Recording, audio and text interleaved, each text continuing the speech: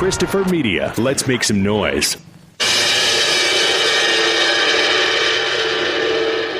Lock them out and bar the door. Lock them out forevermore. Nook and cranny, window, door, seal them out forevermore. Curse go back, curse go back. Back with double fear and flack. Curse go back, curse go back. Back with double pain and lack. Silver arrow through the night. Silver arrow take thy flight. Silver arrow seek and find. Cursing heart and cursing mind.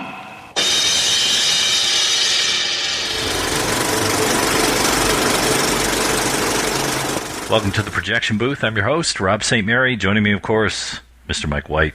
If she weighs the same as a duck, she's made of wood, and therefore a witch. Our Shocktober coverage concludes this week with a look at the 1922 film by director Benjamin Christensen, Häxan. Film's an odd mashup of what can only be described as a university slideshow lecture, a documentary featuring reenactments, probably one of the first of its kind, and also a horror film, kind of all rolled into one, and that's what makes Häxan such a singular film over 90 years later. So, Mike, when was the first time you got a chance to see Häxan, and what did you think? Yeah, I'm ashamed to say this, but the first time that I saw it was probably about 2 weeks ago in preparation for the show. It had been on my radar for a long time, but I just never sat down to watch it, so I'm very glad for this opportunity. As for me, I had first heard of it because the guys who did the Blair Witch Project named their company Häxan Films, and I guess they had talked about using that name in reference to the Benjamin Christensen film. And then in 2002, Criterion Collection actually put it out on DVD, so I just snapped it up in 2002, and I've been carting this one around. Even though I culled a lot of my DVD collection over the years, this was one that I hung on to. It is an odd little film. It's probably one of the more unique silent films that I've seen, and it's got a interesting mash of things going for it, and that's why I enjoy it. It's got a really crazy vibe to it, too. I mean, it is shot so documentary-like, and being from such an early age of cinema, it's like it really kind of gave me that like Flaherty type feel where it's just like, am I watching something that's real right now, or is this not? And just, I gotta say, the special effects and the makeup effects and just so much of it, it was just really blew me away by how great this film looked, and I was really impressed just by the storytelling methods, like some of the kind of, you know, little fantasy sequences that people would have, like one of the early areas, we have a woman who's wanting a love potion created, and just having these little like vignettes in her head of like what could happen if this love potion were administered. And I was like, wow, this is really, really well put together. Yeah, and I think in a lot of ways it foretells things such as, whether you like it or not, something like an America's Most Wanted, or the use of reenactment in documentary and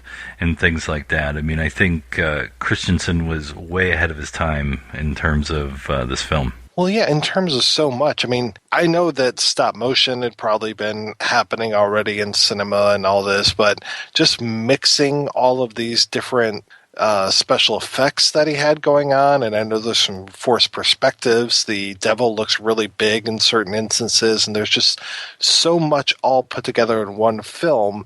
And then, yeah, just some weird, like, tonal shifts as they go through. Like, when I watched the Burroughs version first, and then I watched the Criterion edition, or the because I know they put the Burroughs on the Criterion, but the original version, or as close to the originals we're going to get.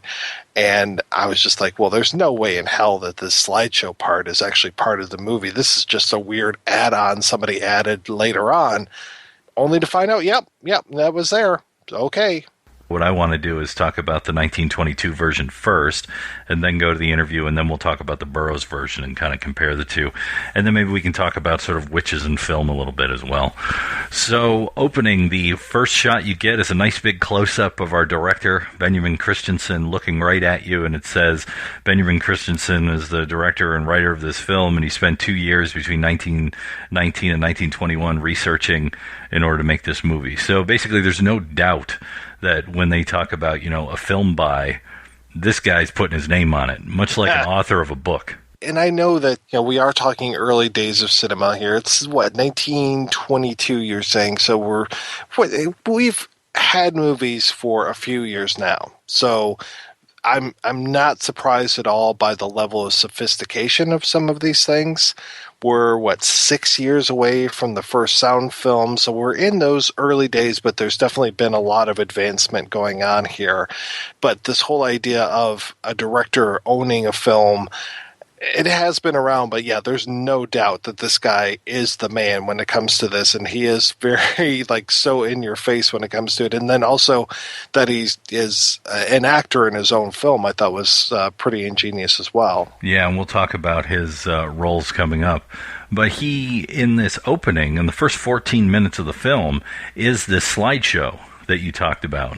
And it's him sort of laying out the universe of what was sort of how people saw evil, and how sort of devils and demons and witches and all of this stuff sort of came to be, along with also various creation myths of various antiquity.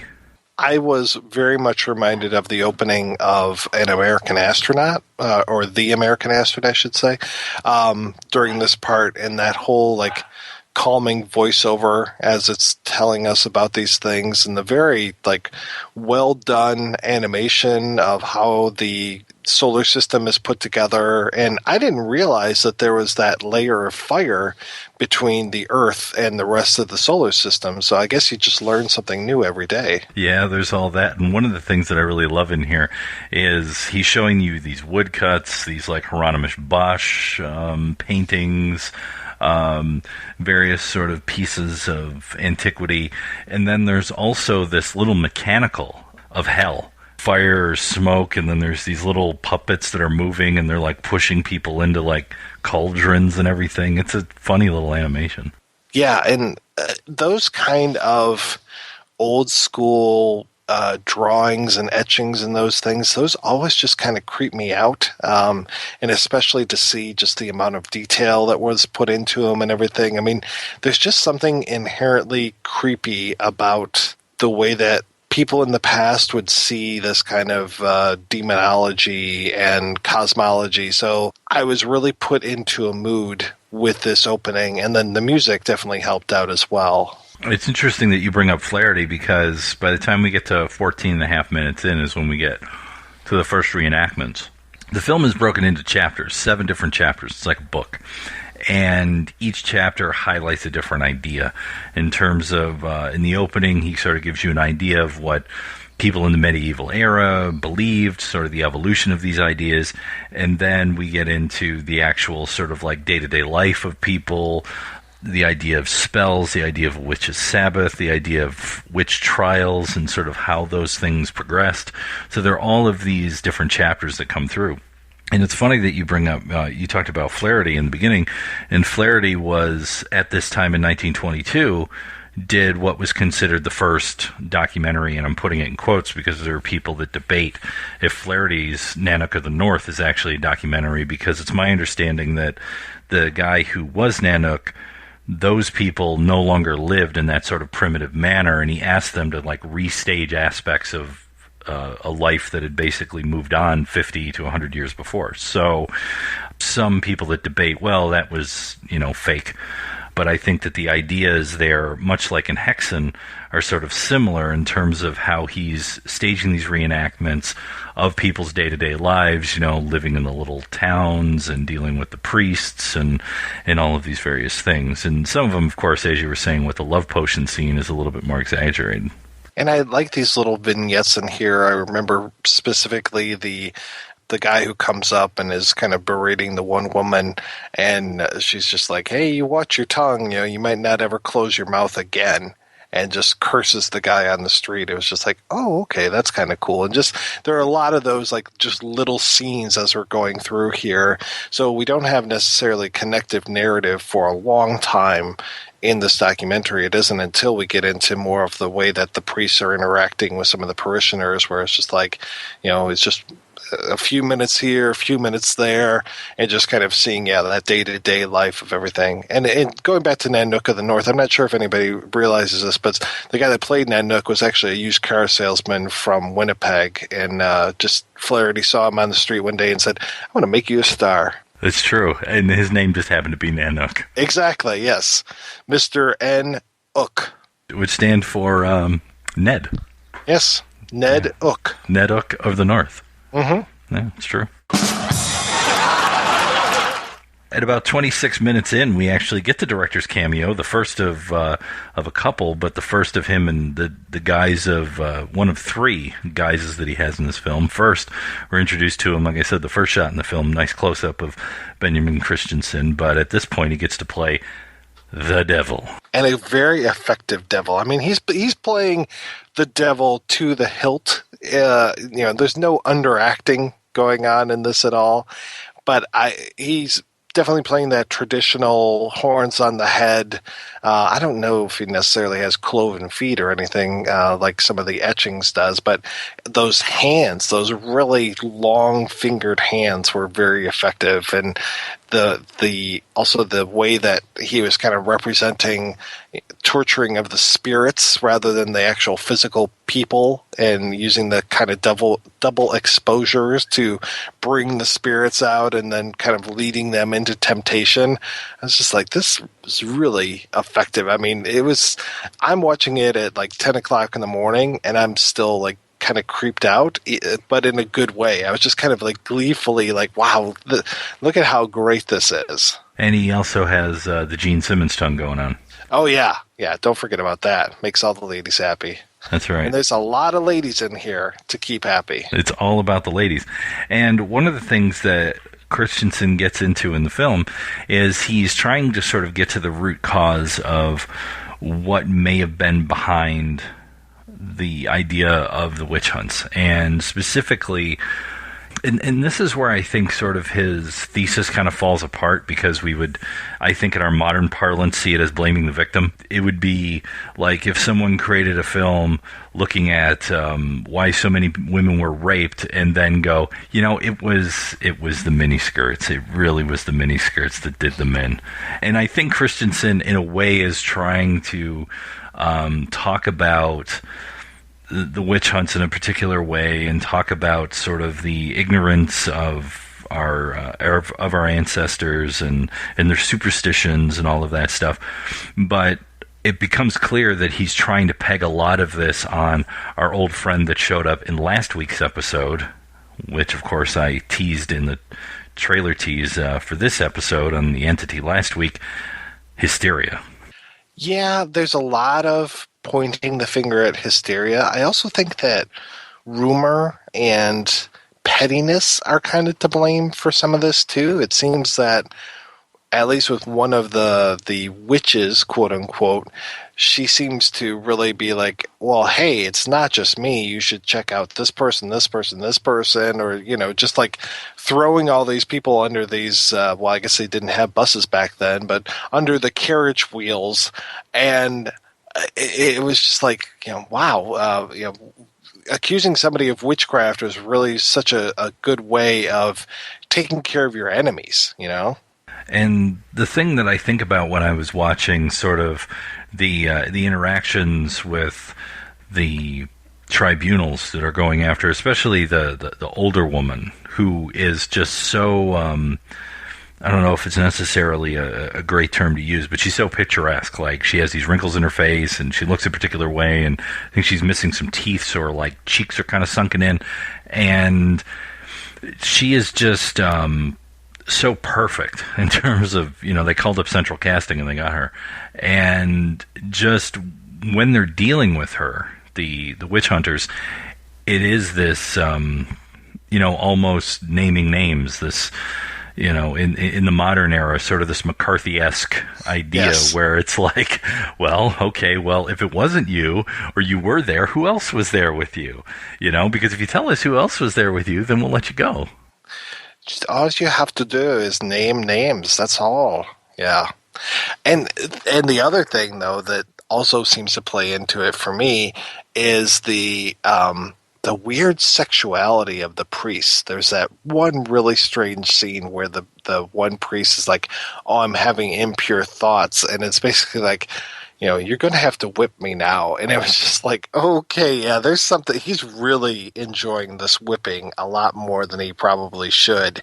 And that just seemed to feed into this whole strange cycle that we have going on here with this whole, McCarthy-esque type thing, and then also the hysteria and all this, and it just all seemed to play into this warped world of one thing leading to another and just snowballing throughout the different eras.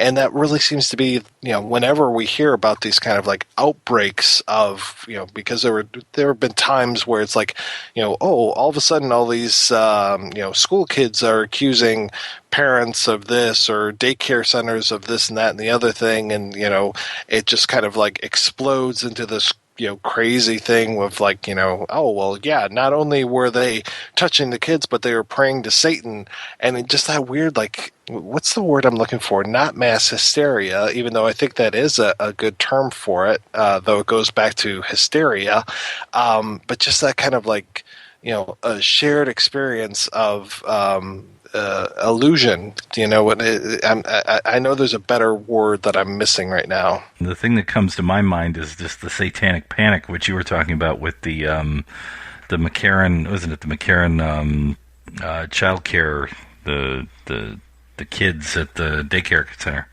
in the late 70s, early 80s, which to me is, as we've talked about before, the 70s were obviously a weird time for New Age and all of that stuff that came out.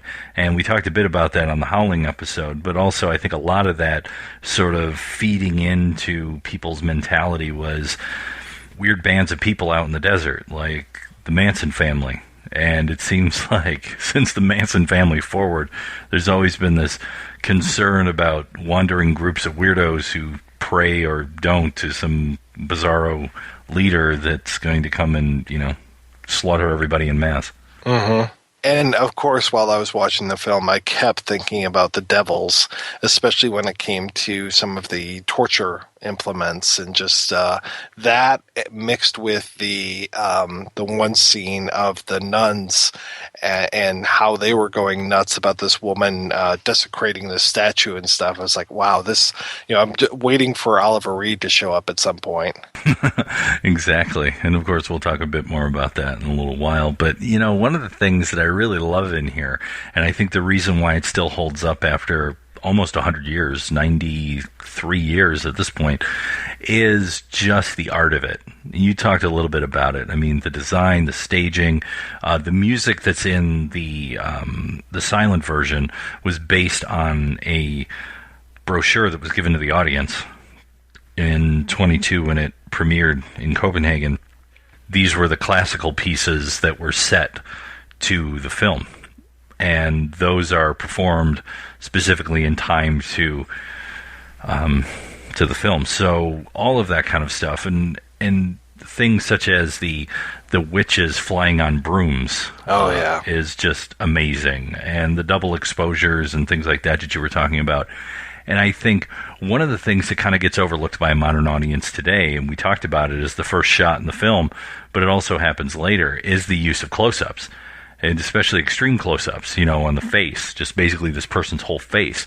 And this predates what a lot of people had said had been the film when it came to close-ups, which is Dreyer's The Passion of Joan of Arc, which was in 1928. So this is 6 years before that. And listening to the audio commentary on the DVD by the guy who did it, he was saying that some of those early reviews of The Passion of the Joan of Arc was saying that, well, we've seen this before, this use of close-ups. Mm-hmm. We saw this in Christensen's Häxan, So it was funny that he said in his research, when he was looking into Häxan, that he found that it could have or did influence Dreyer's Passion of Joan of Arc, at least in terms of reference of use of close-up. I can see that, and I can also see some of the themes of like the persecution of Joan being, a direct influencer as well.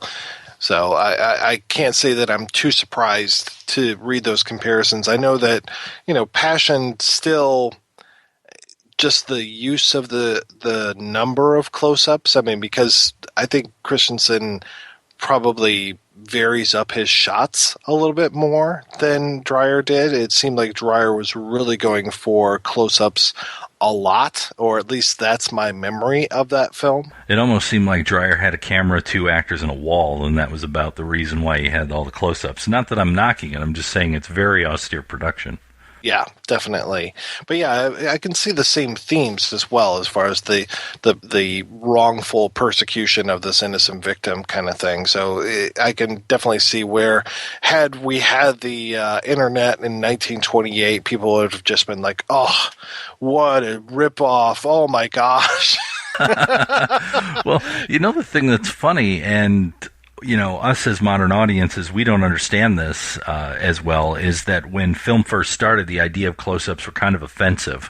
You go back and you read and you talk to film scholars and they look at sort of the cultural history of the time, and those sort of extreme close-ups are very uncomfortable for people to look at.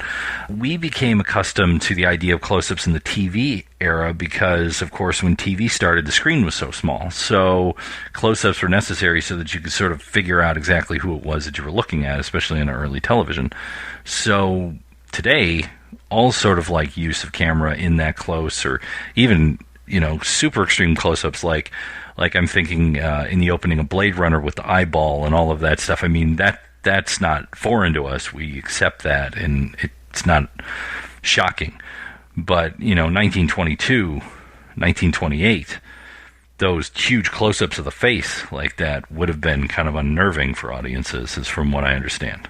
I wonder if the introduction of sound might have helped move the camera a little bit closer as well, just because of the difficulties of miking and how that would have been. I mean, the whole idea of the boom mic, as we know from, our research on a film like Dolomite, it's difficult to hide that boom mic sometimes. So I'm curious if that might have helped move that camera in a little bit nearer to the actors.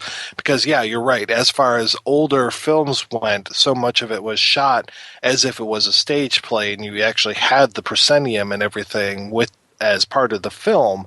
So, yeah, using those close-ups, I mean, I can think of some things where you might get a cutaway or like a medium shot when it comes to certain films. But, yeah, as far as being right up on somebody, that was a little bit foreign as far as the whole idea of, we could put a camera in a stage theater and record a performance and bring it back to you and show it to you in another theater, somewhere across the country or across town. But yeah, it's interesting how fast the vocabulary of film changed. I mean, the art is just a little bit over a century old, and we have those first 20 years, there were so many innovations that happened just within that. And also within Christensen's film, we also see him in his third cameo, and at this point, this happens in, like you were talking about, the scene that reminded you of the Devils with the hysterical nuns. There's an image of Christ. So the director not only puts himself in as, you get to see his close-up in the beginning, he gets to play Satan, the devil, but also gets to play Christ as well. No ego on this guy. No, none at all. But I just love that. I just love that the director put himself in 3 times, and he gets to play, the most evil and then also the most, beloved character in the whole thing. Yeah. Do you know much about Christensen's story? I mean, this wasn't his first film, obviously, or it couldn't have been. No, he had done a few films before that. He had also been an actor in several films as well. There was a period, from what I understand in his biography, and the guy who does the commentary on the Criterion edition gives you a really nice background into who he was. and sort of explains how this film came to be, considering the production value and how sort of outlandish and weird it is compared to everything else that is out there. He'd been an actor, he'd been a filmmaker before this, and I think at one point he had either directed a film in Hollywood around this time, and then he was offered by the Swedish film company to come back home and do the film. And he was a Dane, but the Swedish film company at the time was doing like the best productions in that neck of the woods. So he was hired by them, and he got to basically do whatever he wanted. And from the commentary, it's my understanding that this was actually the first of a 3-part film that he wanted to do. There was 2 other movies that he wanted to do. And the other one was called The Saint, and the other was called The Spirits. And not much is known about those 2, but I think that given what he was looking at, trying to figure out modern psychological condition for ancient superstitious ideas, one could probably say that maybe The Saint could have been something like him investigating schizophrenia in relation to people who hear voices who claim to be saints, and maybe The Spirits, something about how people see things and it's hallucinatory or something. I don't know. I mean, one can only speculate. But it seems that he really wanted to focus in on sort of what was known in the psychology of the time, which of course was heavily Freudian by 1922. The world had thought that Sigmund Freud had figured out what all of our problems were by this time. Well, I have to laugh because of you describing this idea of the saintly and the schizophrenic, since that played right into another Ken Russell film that we talked about, which was Altered States, and that was one of the things that was going on. It was more in the book of Altered States, but there definitely was a portion of the film where they did talk about that and the whole idea of, getting closer to God via these schizophrenic episodes. So it's interesting how, to find some of those parallels between Christensen and Russell. Well, I think if anything, they were both appeared to be interested in, if not religion specifically on a personal level, which obviously everybody knows Russell was Catholic, but also looking at it in terms of what it does in the culture and into the individual, where I would see a definite correlation between Häxan, the devils, and Altered States in that way. The thing that was interesting also, and this is to be expected given this era in which the film came out, it was either outright banned or heavily cut when it was released. It premiered, I guess, in the Scandinavian countries without much problem, and that is my understanding, the cut that we see in the Criterion edition. But in America, it depended on where it was shown, that either it was banned or it was heavily cut, because you're looking at all kinds of horrific and ghoulish acts, nudity, implied sexuality. Yeah, it's a pre-code film in all of its glories. I love the one part where there's some lovemaking going on, and they cut back to the one devil, and he's churning butter very vigorously. I was like, yeah. Wow, I think that might be a stand-in for something. It kind of reminds me of a bit that was in Mr. Show. David, you see what I have to contend with? I got a naked puppet doing a lewd, lascivious fandango on the lap of a full-grown man. I got women over here dipping candles. Fella over there, he's got a butter churner. It's like a pioneer pawn shop in here. Close it down, boys. So yeah, it was heavily censored, and like I said, one can understand why. Oh yeah. And because it was censored and because it had trouble being released, obviously Christensen never got to make his 2 follow-up films. The one thing that's interesting on the Criterion edition, and I don't know if you had a chance to watch this, was in 1941, the film was re-released, and obviously this is now the sound era, and he does sort of, I guess, what we would call the white coat, which is an old joke back to exploitation film, where you would have a guy in a white lab coat, doctor type, telling you about this movie you're going to see so they can get away with showing you, sex and naked people. And so that's not necessarily why he's wearing the white coat, but he appears to be in like a lab coat, and it's probably about, 8 minutes. and it's Christensen talking about his film and talking about his conclusions in 1922 and what they know now almost 20 years later, and at the same time talking about if he could have made the film today, he goes, it would be very hard to make the film because what would the devil sound like? Doing a silent film actually in a lot of ways is better because you don't have to answer those questions and you leave it up to the audience to figure it out. So it's kind of an interesting little intro that he did, and I'm sure you can find it out on YouTube, or you can go to projection-booth.com and pick up the Criterion edition of this DVD, because I think it's definitely worth your time. Yeah, the thing I have to say is that the print of it looked gorgeous, and I could only imagine seeing this projected in a theater. It must just be such eye candy, because even just seeing it on my little TV, I was like, wow, this looks amazing. And just some of the detail that are in there, because you could see some great old film, and then sometimes you are going to see the scratchy kind of stuff, and Criterion doesn't necessarily put out stuff like that very often. So I was very glad to see just how painstakingly restored this one was, and just how beautiful it looked, and just the tinting and some of the just the use of the well, like I said before, the use of the music. I mean, everything looked fantastic in this one. Any final thoughts on this version of the film before we go to our interview and then talk about the other one? I definitely can see where they had problems with some of the censors, and there were some kind of ghoulish things in here, like the whole thing about the witches eating the babies, and the shot of the baby with the blood dripping off of it into the urn, and the woman's catching it. And I'm just like, wow, this is really gross. But I was just loving it. I was just so happy seeing this boundary-pushing movie that I really had a great time watching it.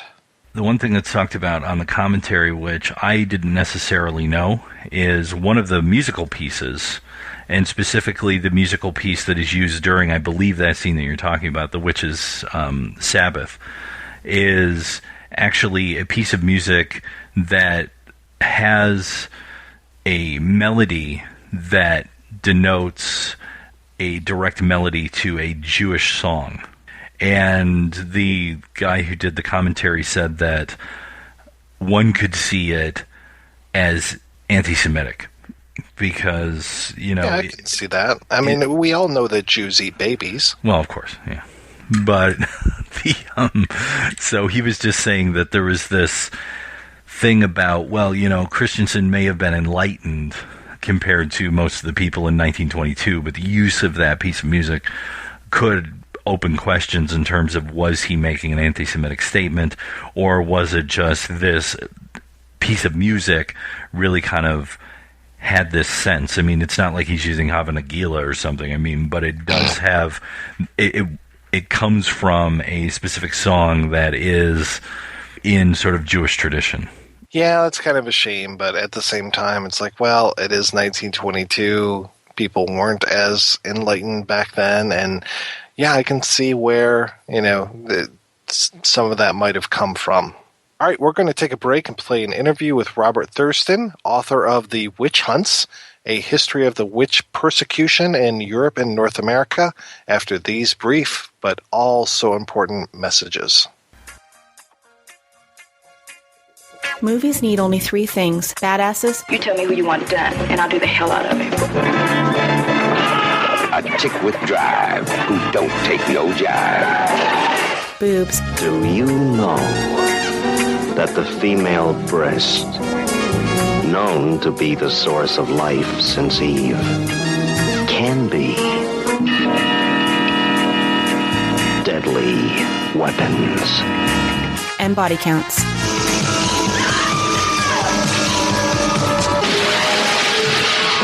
Body count. The mathematics of murder and menace. The BB&BC podcast discusses lesser-known action, exploitation, and horror cult cinema. You can find the show on iTunes, Stitcher Smart Radio, and SoundCloud by searching for BB&BC Podcast. You can also listen to each episode directly on the show's website at badassesboobsandbodycounts.com. Got the goddamn message? Let's go to work. Hi, this is Andrew from We Hate Movies, and you're listening to The Projection Booth. If you feel like laughing after listening to some serious film discussion, head on over to our show, WHMPodcast.com. Every Tuesday, a new episode drops, us ragging on bad movies, whereas the good folks here at The Projection Booth are talking about good, party, cinema-related stuff. Go here for the cinema, come to us for the laughs afterwards. We Hate Movies, every Tuesday.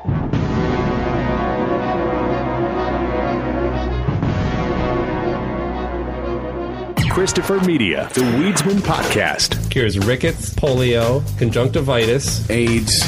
Let's just go hog wild. If you get in a car accident, you just use a little bit, you'll be fine. Yeah, rub it on your car and yourself. It'll fix your car and your bones. Try this special trick to get out of traffic tickets with Rick Simpson oil. Rub it on the cop. He'll just go away.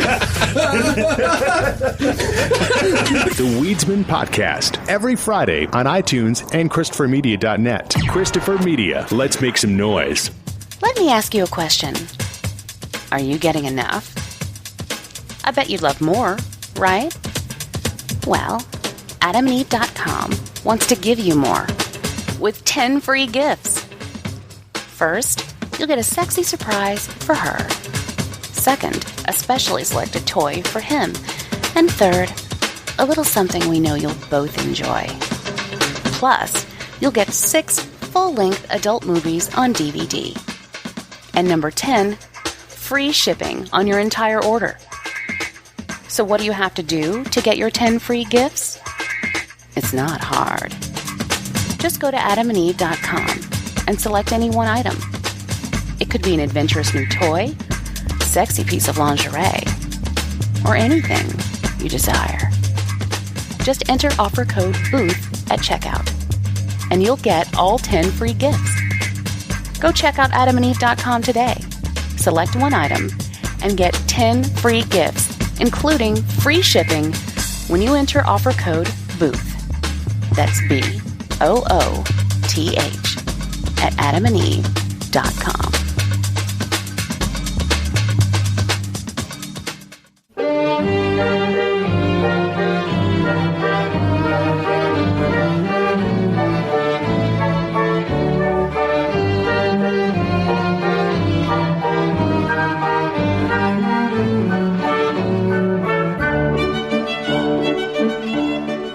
Thurston. I'm Emeritus Professor of History at Miami University, and I also run a coffee roasting and retail business. Now, as for the book on the witch hunts, can you give me the title and kind of give me some background into why you decided to write the book? The full title is The Witch Hunts, A History of the Witch Persecutions in Europe and North America, and it's actually the second edition of a book that came out earlier with a slightly different title. So this was published by Pearson Education in 2007.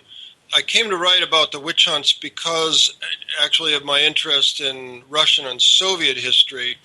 I wrote a couple of things on 20th century Russian history, and the second of those books was on the terror of the 1930s. And I was really intrigued by how the terror actually worked, that is, who was arrested, why, how were they treated, and then, of course, I tried to figure out, like many people have, why the terror erupted when it did in 1937-38, and why the mass arrests lasted for such a short time, actually, and why they were so erratic. There were no arrests in parts of the Soviet Union. There were it was a really high proportion of arrests among people in other parts of the USSR.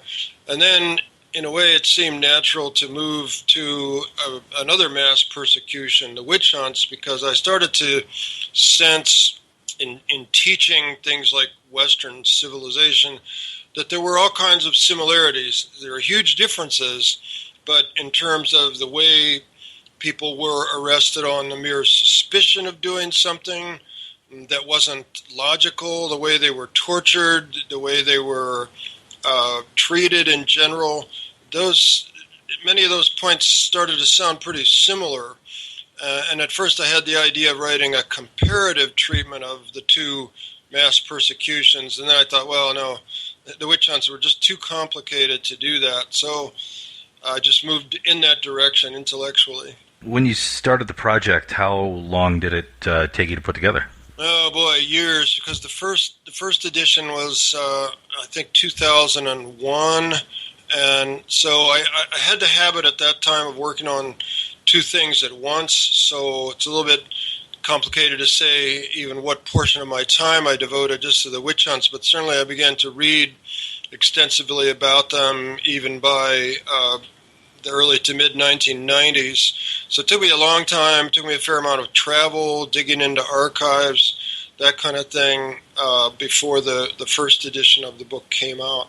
When looking at it, what sort of periods are we talking about in terms of time? When does it kind of start and when does it kind of level off? The period of the witch hunts is generally given as very roughly 1500 to 1700.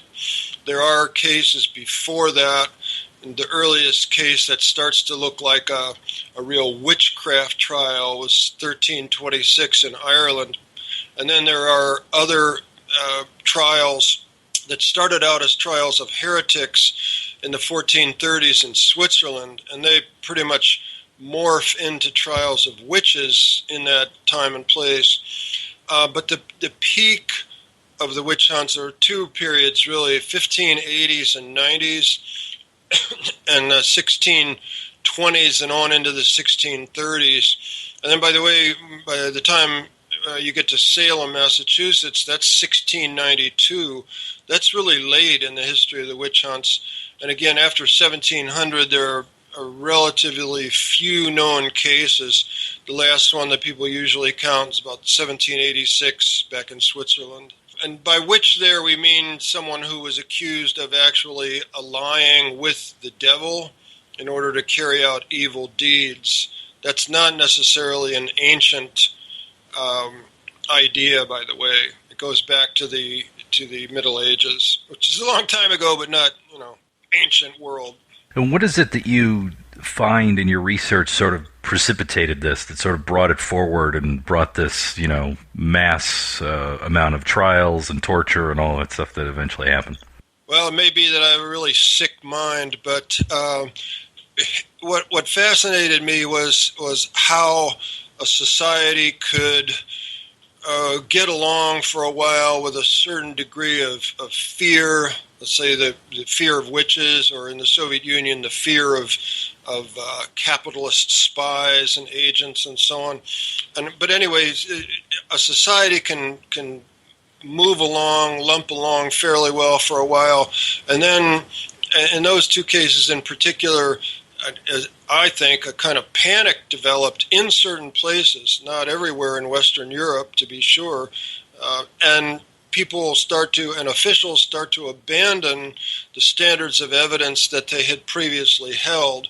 For example, in Salem, testimony was allowed by teenage girls, which was really not the practice in the courts in colonial America.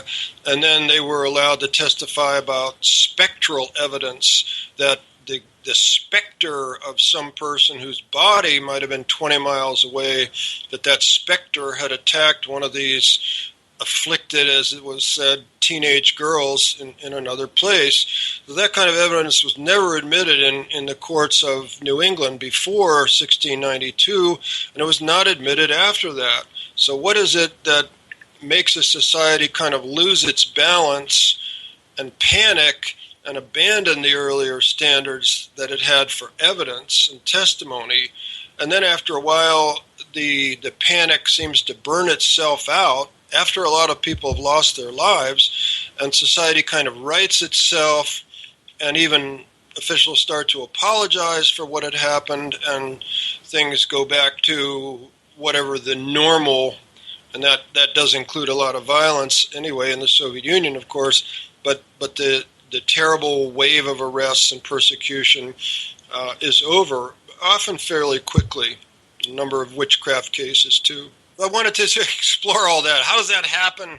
How do people deal with this? How do people react to that? Why do they get into that kind of pattern? When you look at the history of it, what role do you see as the book, The Witch's Hammer, or the malleus-maleficarum, or however you pronounce it in Latin? What role does something like that play in the witch hunts of Europe? That book had a very checkered role in the witch hunts.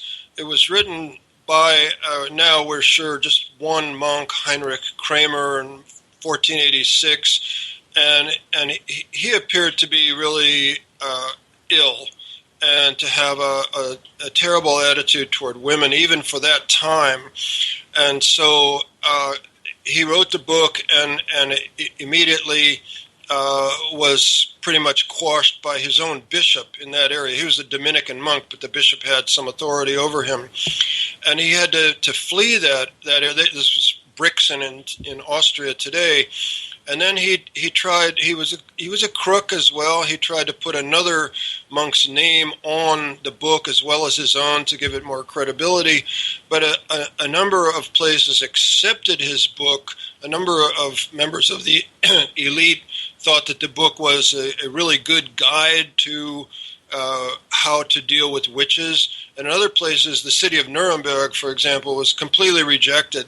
And it was rejected by the Holy Office of the Spanish Inquisition in the early 16th century. So that book, in a way, and the history of that book gives great insight into the witch hunts. Accepted in some places, did help lead to torture and death of a lot of people. In other places, no, not accepted, totally rejected. So the Malleus, it's still a classic. Everybody has to read it who's really interested in the witch hunts, but it shouldn't be taken too seriously or considered to be too influential. You know, the witch hunts also seem to happen at a time when the church was starting to go through a transition, and then, you know, Martin Luther is in this period and all of that. Does that sort of play in the background as well? Yes, although trying to trace the origins of the witch hunts, and as I said, they really don't start on any scale at all till the 1430s in parts of Switzerland. And so you have to link the history of witch persecutions to the persecutions of heretics. And those start in a big way in the 11th century. So you have to look that far back, I think, to try to figure out why the church, and then it's only the Catholic Church in Western Europe, of course, why the church and ordinary people become more and more nervous about heretics, and why they finally, we don't know exactly why. We certainly don't have diaries from judges or anything like that. We don't know why exactly the trials that I mentioned before in the 1430s in Switzerland, why they shifted from trials of heretics to trials of witches. But the heretics were identified as early as the 11th century as engaging in all kinds of disgusting behavior, sexual orgies that included sodomy and incest, killing and eating babies. And those images then were transferred pretty much wholesale to witches later on, again by the late 14th century.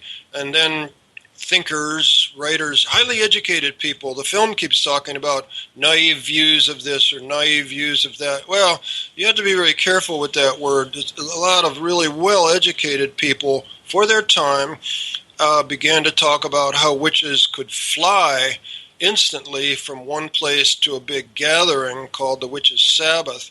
So when you had people in the educated elite talking about that, that started, I think, to rile up other members of the elite. They could all read Latin at that point. If you were an educated person, you could read Latin.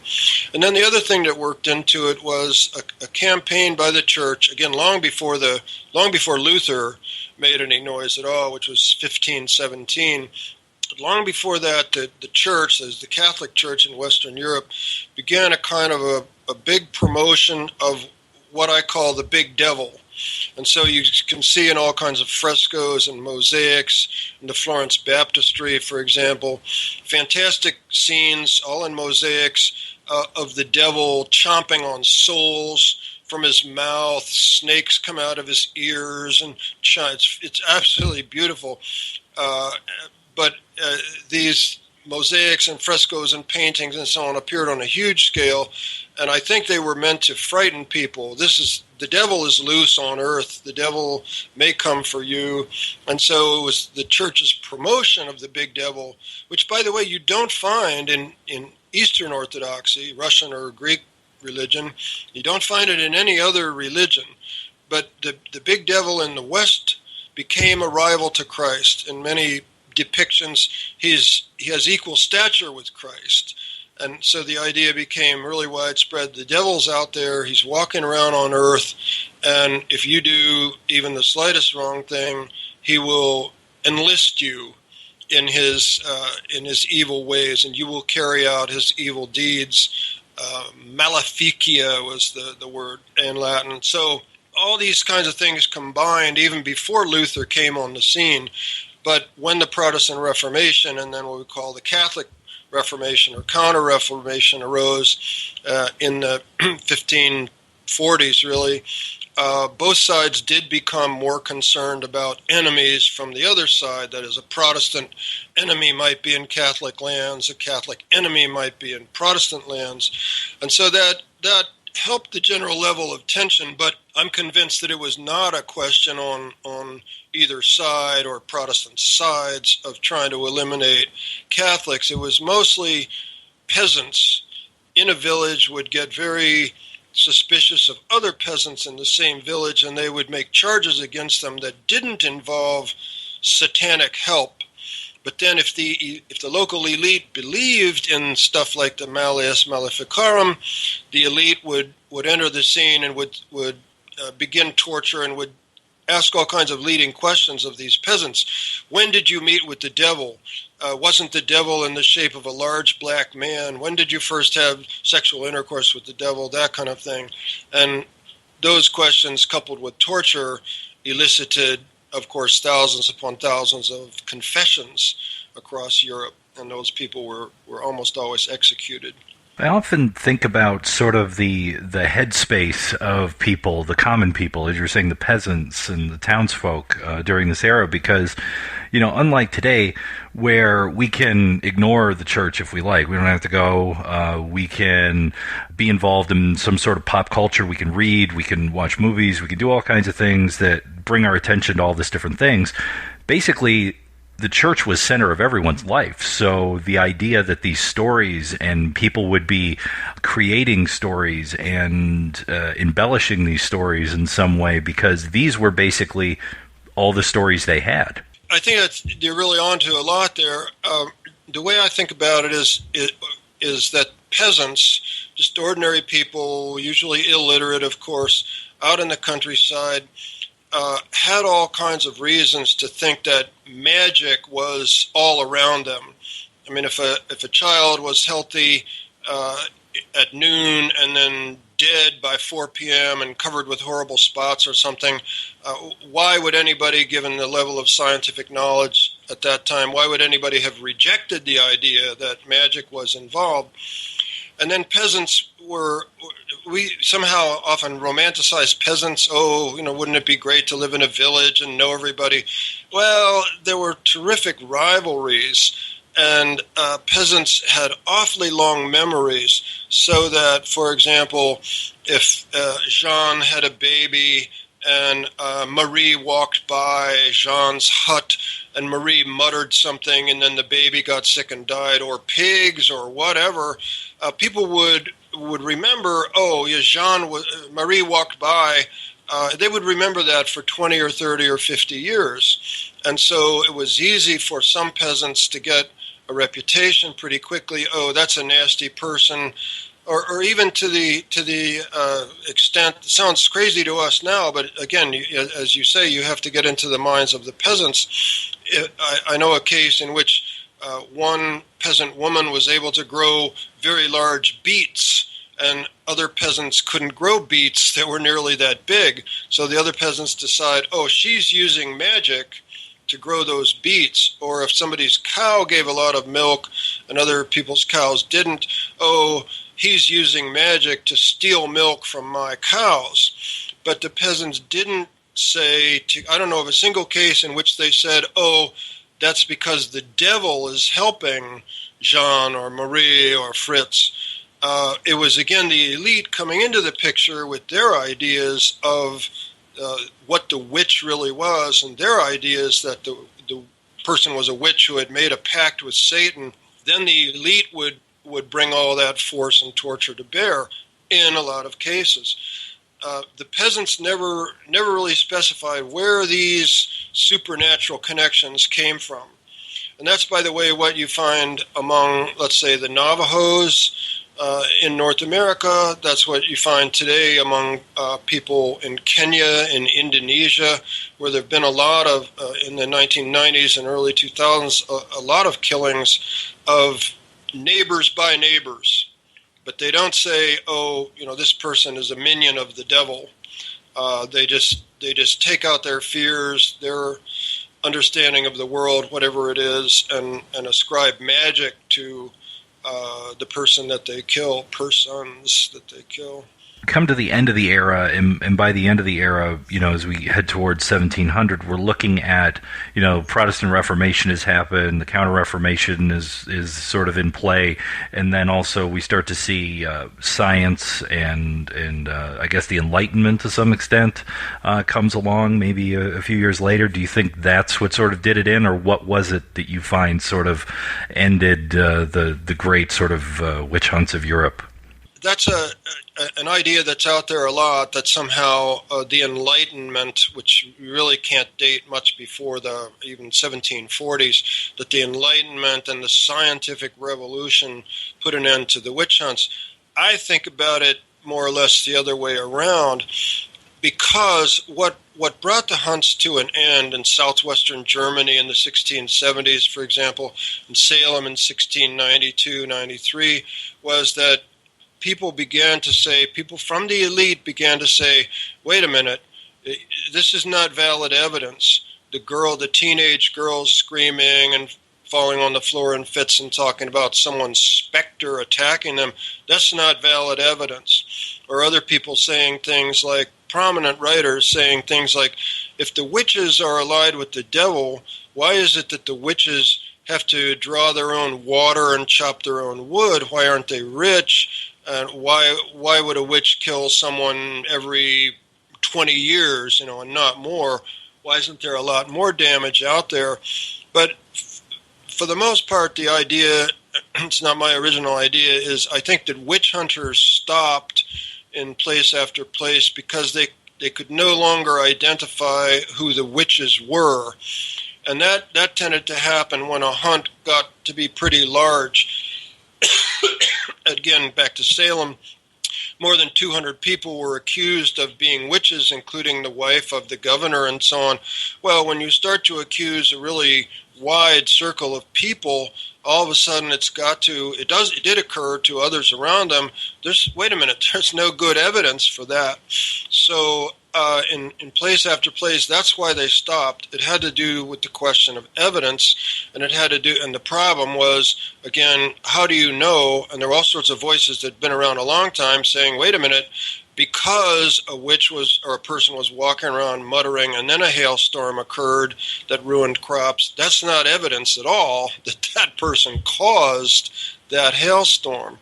So I actually think of this connection to the scientific revolution more or less the other way around. That is, when various people in Germany and Sweden and the Netherlands and Spain and Massachusetts began to think about what really is good evidence for the causes of some natural phenomenon, a hailstorm, a heavy wind, the death of a baby, and so on. Then they started to think more broadly about, what is good evidence for anything? One example of that is Cotton Mather, one of the leading ministers of Massachusetts in 1692. He was pretty much the force behind the witch hunts. He supplied the sort of ideological and theological ammunition for the hunts in Salem, in which 20 people died. But he also conducted scientific experiments. He was very interested in all of that. and I'm not saying that the scientific side won out in his mind, but he did begin to consider what is valid evidence for any natural occurrence, and began to reject the idea that there were supernatural forces at work that could do one thing or another. So incidentally, by the time you get to Shakespeare and Macbeth, he doesn't use the word witch, and he's already giving us a scene from Scotland that was long ago and far away. So you start to get a kind of what's been called an intermediate world. Shakespeare, Midsummer Night's Dream, these are all very late 1500s, early 1600s, where there are sprites and fairies and so on. They're not necessarily so harmful, or not, they might be playful. Or then you get Mother Goose in French in the 1690s. So going back to your point earlier, Rob, there are other ideas and narratives around other visions of kind of an intermediate world that the church doesn't necessarily like, but that it doesn't have an effective way to counter. So it's not any longer just the devil, just the good, just the evil, the devil versus Jesus. It's all these other sort of ideas kicking around as well. You said that you had a chance to watch Benjamin Christensen's Häxan and wanted to get your thoughts on it, since you have studied the witch hunts and obviously wrote a book. Well, first of all, a literally fantastic film. I mean, I was really impressed by a lot of the visuals, a lot of the acting, even though it's 1922 and they are not speaking, and the way the music and the visuals go together, and the sets were brilliant, I thought, and the costumes, really wonderful. But we got to keep in mind that was made in 1921-22, and so it's really Freudian at the end. For one thing, hysteria, there are hysterical women around. Well, that's an extremely vague diagnosis. It's not really used very much. And but as far as explaining the witch hunts, he talks about the fears of witches and so on and so forth, and doesn't refer much to the malleus-maleficarum, which translates as the hammer of witches, by the way. But and Christensen confused. He made a common mistake in ascribing the trials of witches to the Inquisition. Actually, the Inquisition was pretty mild toward witches. The job of the Inquisition was to go after heretics, and so and to follow specific procedures, and immediately jumping into torture was not one of those procedures. And as far as well, I've done a fair amount of reading and just wrote another article about this, in fact, and the Inquisition was pretty mild toward witches. And since it was much more, and since it had specific procedures, even in the Holy Office in Rome and across most of Italy, after a while, people were allowed to have defense attorneys if they could afford one, and they were not tortured.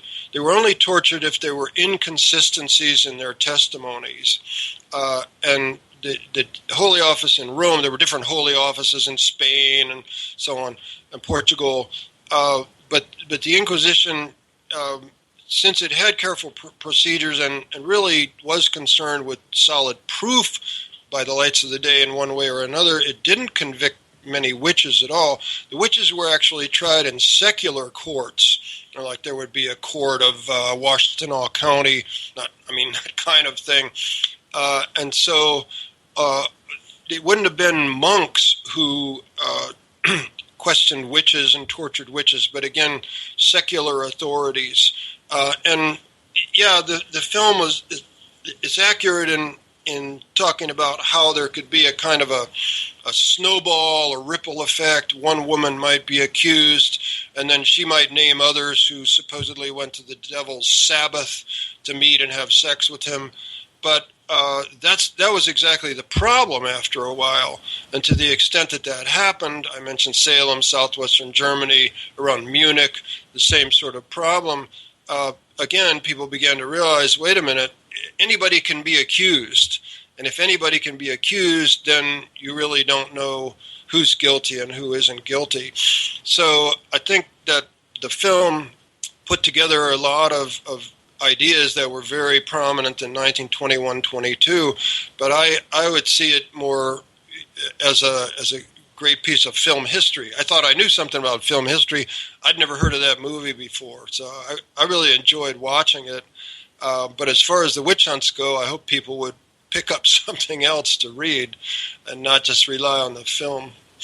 I understand that one of the places of contention within the film is the number that he quotes in terms of the amount of people persecuted and killed. No way that 8 million people were put to death. That's a figure that goes way back in time and that was retailed fairly widely even into the 1970s, 8 or 9 million people killed. But the most recent estimates are more on the lines of 40,000 executed. Now, we don't know. So many records were destroyed, lost, stolen, and or never kept in the first place. But a lot of these old estimates were extrapolations from a few known cases. And there's been so much work on the witch hunts since even the mid-1960s, and so many people have gone over the existing records in detail that they've had to lower the estimates. And so, just to give you one example, there was a nunnery in Quedlinburg, Germany, Q-U-E, Quedlinburg, which now was later in East Germany, and supposedly there 200 witches were executed in a single day in the early 17th century. Well, we come to find out that was a myth. That never happened. And in many cases, we see old estimates of very high numbers just have to be reduced on the basis of the evidence that we do have in front of us.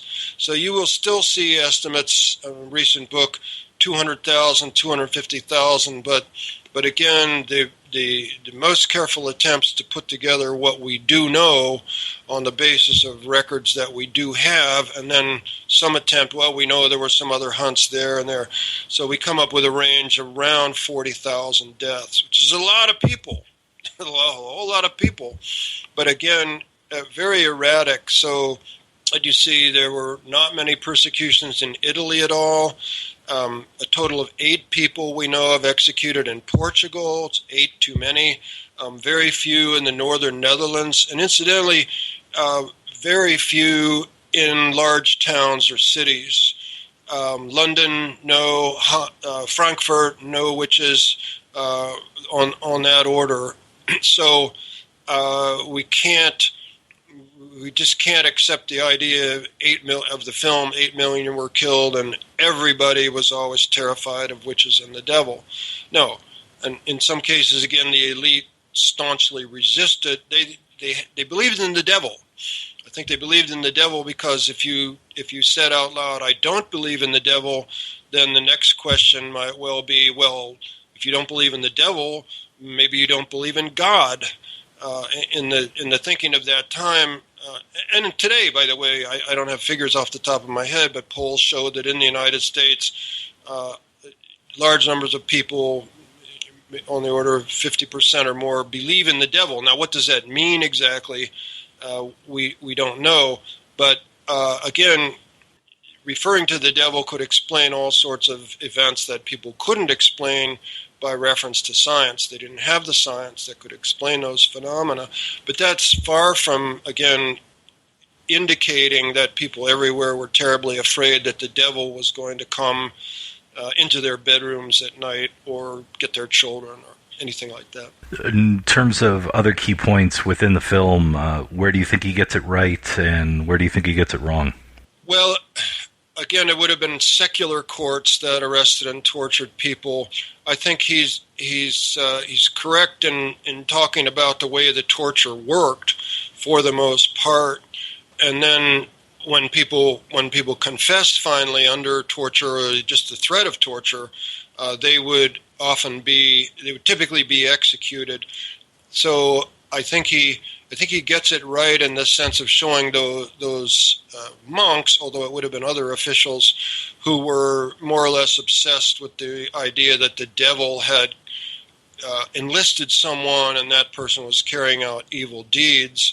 And I think he gets it right in the sense that, okay, if there's an unexplained illness or problem, like what they called it in the translation, the dizziness of the printer, yeah, to think that an evil force was at work, that was fairly typical, again, on the part of peasants and elite alike. But again, that didn't necessarily mean that the officials would immediately arrest somebody and put that person to torture. So, and I think he's right in terms of the images that were everywhere of the devil.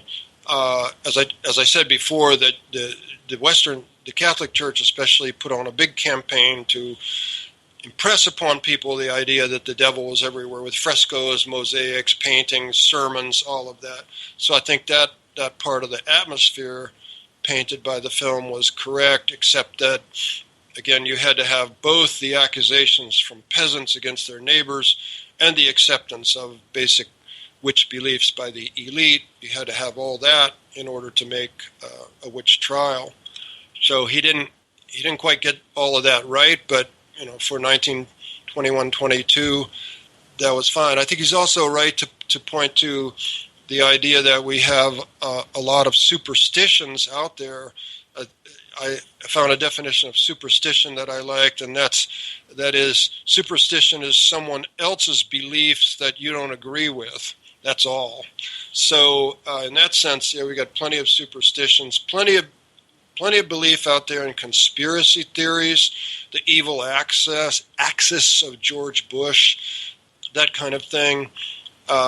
Conspiracy theories about John Kennedy's death and so on and so forth. So I'm not sure we're terribly removed from the mentality of the Middle Ages. And by the way, we also have to say the early modern period, which we date very roughly from 1500 on. So most of these executions were not actually in the Middle Ages, but that's sort of a technical point I wouldn't worry about too much. One of the things that, although I agree with you, the ending and hysteria has a lot to do with Freudian psychology popularity of the era, it does in a way try to connect this idea of the past to the present. And as you were saying about, we've got superstitions and people still act in these ways, as you were talking about with your interest in Russian history. Yes, and again, there have been really terrible outbreaks of witch hunting in Kenya, for example, some in India, some in Indonesia, and these are not produced by the elite. These are pretty much mass lynchings. That is, crowds take the law into their sense of justice into their own hands and kill their neighbors. In many cases, actually burning them alive in the 1990s in Kenya and Indonesia. So it's still out there, and I think it's out there in the United States to some extent, in the sense that a lot of people reject mainstream science in certain basic ways now. For example, people don't want their children vaccinated. All the scientific evidence suggests that I've seen suggests that you need to vaccinate your children, and that's the way to keep them and other children safe. Another example that was kind of a big deal in books on the witch hunts for a while was the various scares about child abuse in daycare centers, and there was a big one in Southern California, for example, maybe 15 years ago, and the people who ran the daycare centers in several cases were convicted on the basis of very flimsy evidence and on the basis of leading questions put to children by psychologists and other people who had no business asking them leading questions. So it's quite possible that our tendency to believe that, again, conspiracies, sometimes connected with the supernatural, or just to reject mainstream science. Now, mainstream science has led us astray in any number of cases. We can think of Chernobyl, 3 Mile Island, Fukushima, those nuclear disasters. So I'm not saying that we should always accept the latest thing that the mainstream scientists tell us, because they may tell us something different the next day. But nonetheless, I think there's a kind of a movement out there against genetically modified foods, for example, that's not based on a careful look at science. So people are still looking around for some other kind of answer to why things occur that doesn't have to do with, let's say, serious evidence. Now, that's my take on it. The next person you talk to might say, there's plenty of evidence that genetically modified foods are horrible for you, etc. But I think, again, there is a tendency for people to look around in many cases for, what's really causing X, Y, or Z, and that gets us often back to the supernatural. I was going to ask you before I let you go about what you think we can learn from the witch hunts of Europe and America, but it almost seems like that was your summation. Well, maybe so. We know, incidentally, that there have been all kinds of people, way too often black men, imprisoned on the basis of very shaky evidence. And we know in reviewing these cases of scares about child abuse in daycare centers that the courts were very loose and unprofessional about dealing with the evidence. So, we have to look at what mainstream science tells us, and we have to be very careful about what we know and what we don't know, and be very skeptical when anybody points to a broad conspiracy theory or to that's what the devil was. The devil is out there, and he's in the early modern period, and he has created this massive conspiracy to destroy fertility in crops and babies and animals, and to kill and just to make things nasty. We don't have that attitude very much today, but I sometimes wonder if we don't pick up that kind of view of the world and apply it almost wholesale to, let's say, Russia, China, Iraq, whatever our enemies are. We tend to blow them up to, to really, really hideous proportions, and to see them as a grave threat to us when I don't think any of those countries are a serious threat to us. But there you would get tremendous debate, of course. Well, thank you so much for taking the time. Oh, thank you for having me on.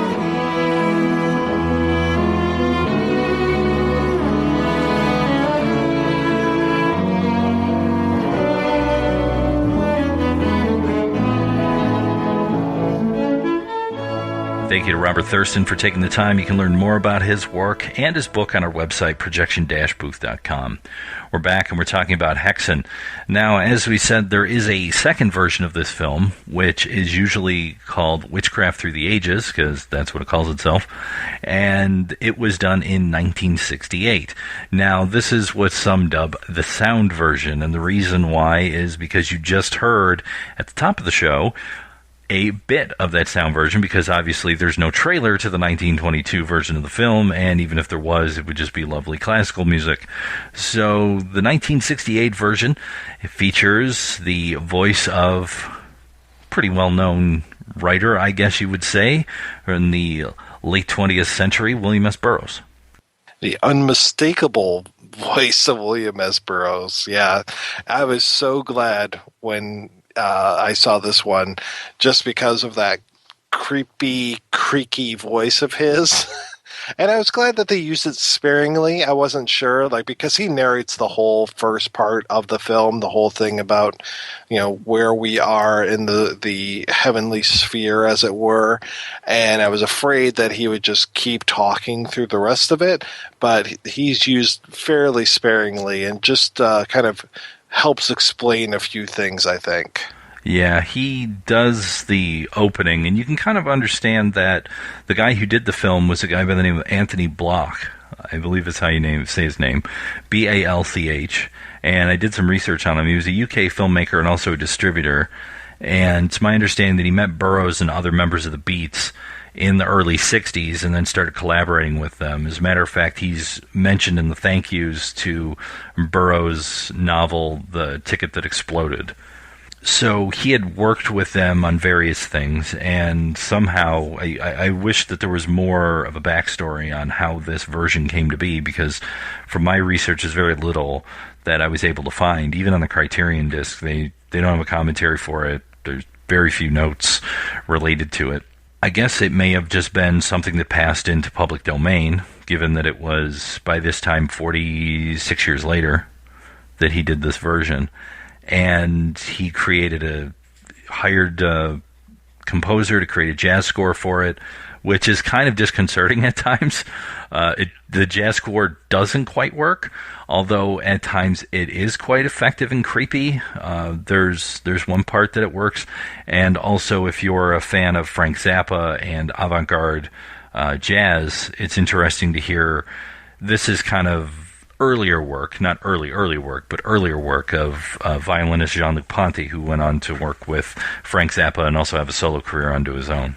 Yeah, there were times where I was just like, okay, yeah, this is a little much, but it was never too distracting for me, so I thought it was fairly effective because, I'm still not sure. The jury's out for me as far as like the Marauder version of Metropolis versus, the original score for it. I'm still not sure if I'm hip with the Marauder or whatever, but this one I thought that it worked. And like I said, really, like, Burroughs' voice at times seems a little otherworldly to me, so having him as your narrator seems to work, and then also having the jazz and a beat writer together really seems to be like, peanut butter and chocolate as far as this goes. And they end up knocking out about 27 minutes out of the film, so it goes from 104 minutes in the Häxan original from 22, and then Witchcraft Through the Ages becomes 76 minutes. So they condense some of the titles. You get in the reenactment sections mostly continuance of the titles. Everything seems to be in order. It doesn't seem like they've cut this thing and moved it around too much. It seems to flow in much the same order. Yeah, it's not the butcher job that we would see in something like Possession, where the American version was just like, what the hell are you people doing? Yeah, and like I said, at times the music is effective. It's interesting to see sort of the change in some of the titles, how they've been sort of updated for modern audiences. There's still the whole thing about women and their frailties to a certain extent at the end. I think Burroughs' summary here is kind of interesting. We don't burn old women today, but aren't they wretched in a different way? And the hysterical woman with the strange behavior, isn't she still something of an enigma to us?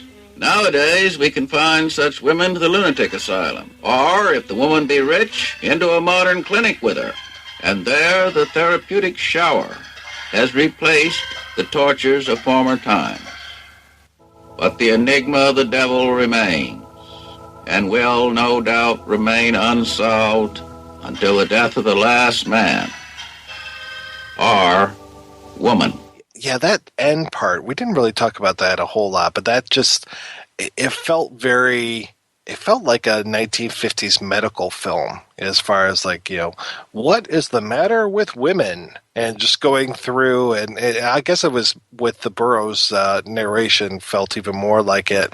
We were just talking about the way that these women with hysteria, just they can't do this, they can't do that. The scene where they're pricking the woman in the back with a whatever device that is, and she's like, no, I don't feel it. I was like, okay, yeah, this is kind of strange. And yeah, that part to me really felt like, women are weird and they really need to be, watched very carefully, because they could either, you either want to throw them into an asylum, or if they're rich, they go into, salon, right?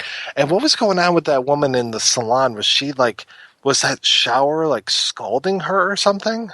Well, I think that's the implication, especially with the voiceover in the Burroughs version. But I don't necessarily think that that's the implication. And here's the difference between when you have a voiceover versus the silent film, where to me it just seemed like, okay, well, either we lock them up over here or we send them over. If you have enough money, you can go to this place. So in the Christensen version, it almost seems like, oh, they're just at a health spa, where when Burroughs has the voiceover about, the showers, of course, that also leads to a connotation of the idea of the showers, when we talk about Nazi Germany or something. Mm-hmm. Yeah, and just destroy all women.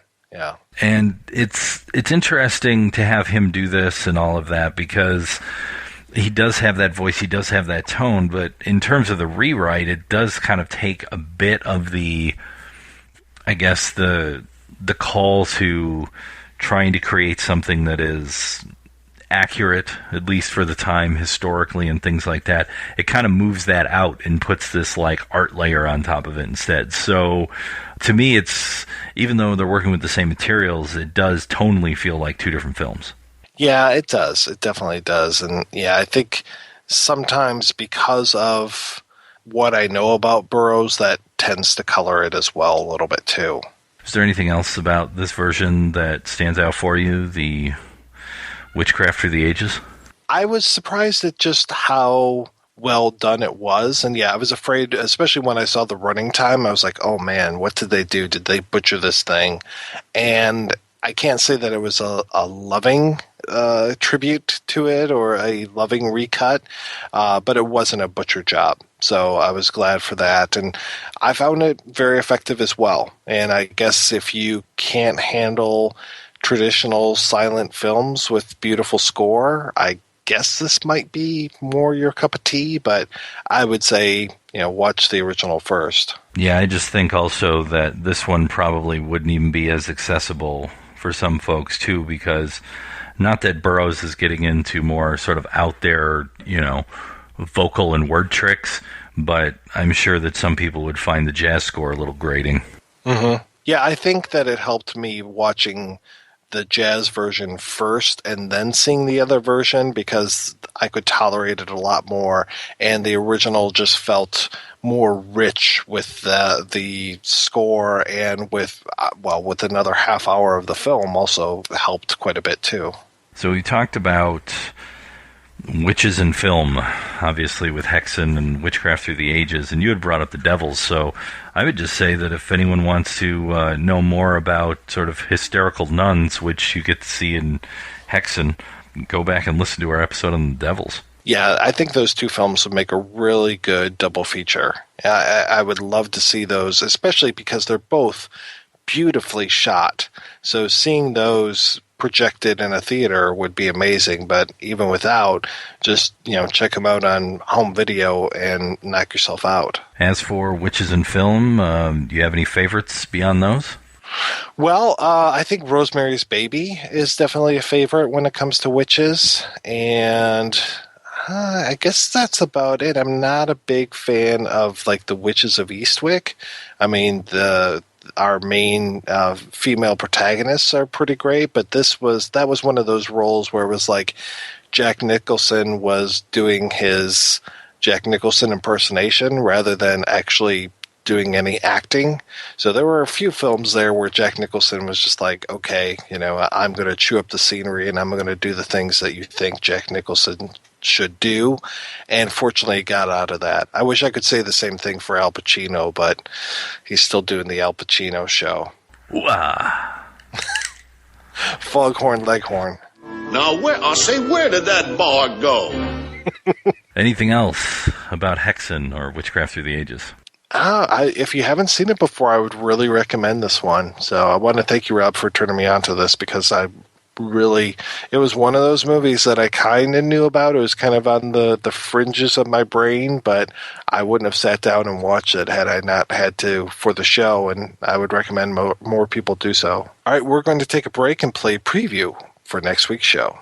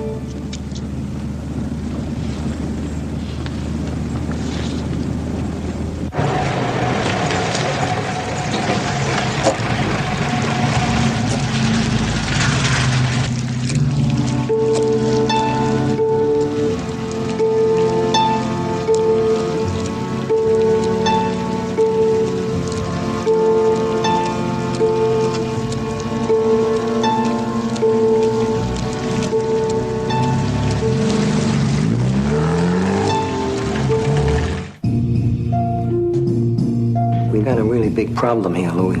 Seems like you're directly responsible for it. What we need to do is eliminate the scumbag who whacked Frank. His killer needs to be neutralized. In the words of the ancients, matters of great concern should be treated lightly. Matters of small concern should be treated seriously. Louis, now is the time to tell us everything you know about this mysterious weirdo. Ghost dog, power equality. I always see everything, my brother. He calls himself Ghost Dog. What? Ghost Dog. Ghost Dog? He said Ghost Dog!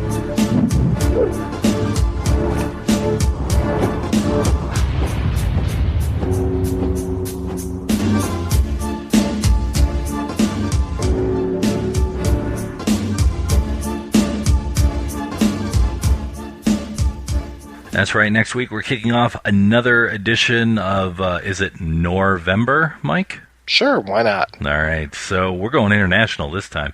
Jean-Pierre Melville's Le Samurai and Jim Jarmusch's Ghost Dog, The Way of the Samurai. See how these two things are connected, of course. Don't miss it.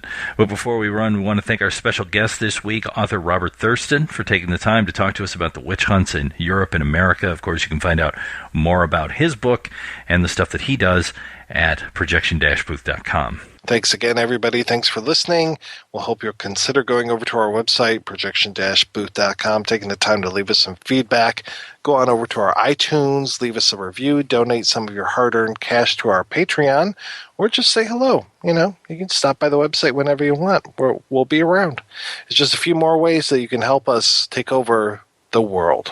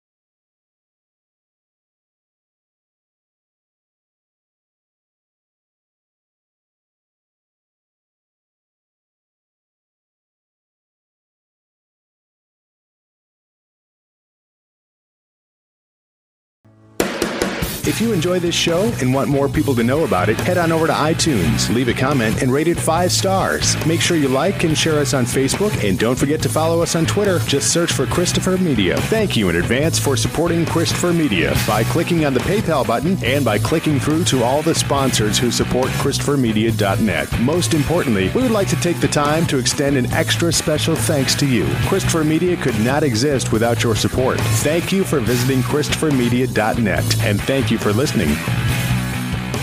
Christopher Media. Let's make some noise.